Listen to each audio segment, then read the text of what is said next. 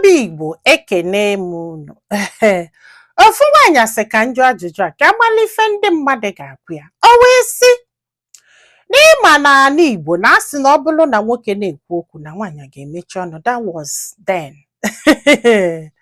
N'ihe a chọrọ ịgba bụ ọ bụrụ na di ya pụta n'ọra sikpo di ya asị ma ọ kọọ onye ọnụ, ọ na enwere right ịzọli isi n'ọra ebe afọ ọ nọ wee sikpo di ya asị n'ọra ebe afọ ọ nọ wee kọọ onye ọnụ. Ya agba nkịtị maka na nwaanyị ka ya bụ bulu datene naba maka na ọ di ya na-ekwu ya lụzie n'ime ya eme gịnị ya wee nwayọ wee gwụ ya maka na ndị mmadụ na-asị na fana abụọ na-aghọchala ịghọta na ọ bụ na fana abụọ ada aghala na ofu onye kara ịgba nkịtị buziela asị afọ wee na ya wesị ka a jụọ ụmụ nwaanyị na ụfọdụ ụmụ nwoke nọ na peji a.